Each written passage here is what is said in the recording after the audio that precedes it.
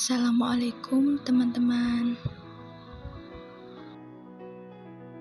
Sebelumnya perkenalkan, nama saya Mahesa Belanti dan di sini saya akan membagikan sedikit ilmu yang telah saya pelajari selama mengikuti perkuliahan psikologi perkembangan dewasa dan lansia.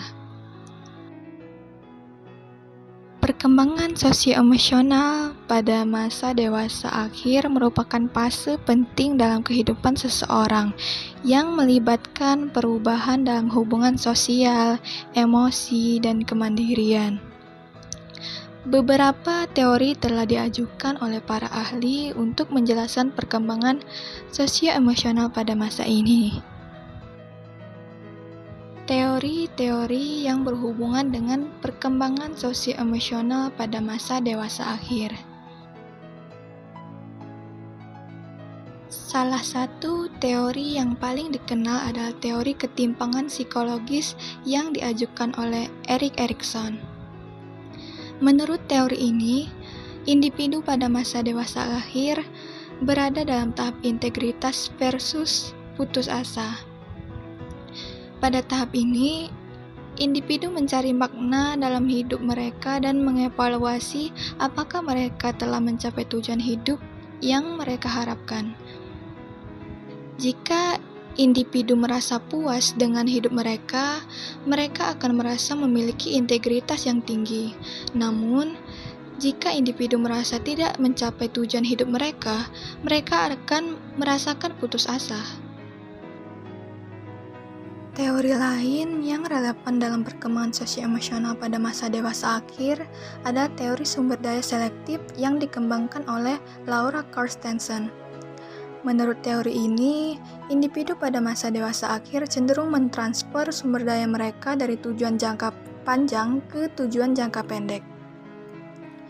Mereka lebih fokus pada hubungan yang memenuhi kebutuhan emosional mereka daripada mengejar tujuan yang bersifat material atau prestasi. Aspek-aspek sosio-emosional pada masa dewasa akhir.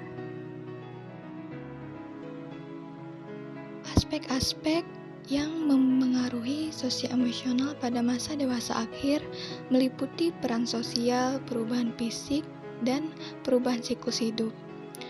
Peran sosial seperti menjadi orang tua atau nenek dapat memberikan rasa kepuasan emosional pada masa dewasa akhir.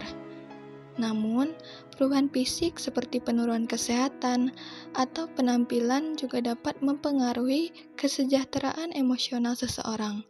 Selain itu, perubahan dalam siklus hidup seperti pensiun atau kehilangan pasangan hidup juga dapat berdampak signifikan pada perkembangan sosio-emosional pada masa ini. Hubungan sosial pada masa dewasa akhir. Hubungan sosial juga memiliki peran penting dalam perkembangan sosio-emosional pada masa dewasa akhir. Beberapa studi menunjukkan bahwa memiliki hubungan sosial yang kuat dengan keluarga, teman-teman, dan anggota komunitas dapat berkontribusi pada kesejahteraan emosional dan kesehatan fisik pada masa ini.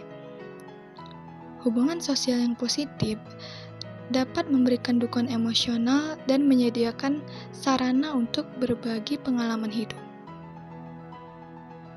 Namun, pada masa ini juga mungkin terjadi perubahan dalam hubungan sosial. Kehilangan pasangan hidup atau teman-teman dekat dapat menyebabkan perasaan kesepian dan isolasi sosial. Oleh karena itu, penting bagi individu pada masa dewasa akhir untuk membangun dan memelihara hubungan sosial yang positif untuk mendukung kesejahteraan emosional mereka. Sekian materi mengenai perkembangan sosio-emosional pada masa dewasa akhir. Semoga dapat bermanfaat dan menjadi media edukasi untuk teman-teman sekalian. Saya akhiri. Wassalamualaikum warahmatullahi wabarakatuh.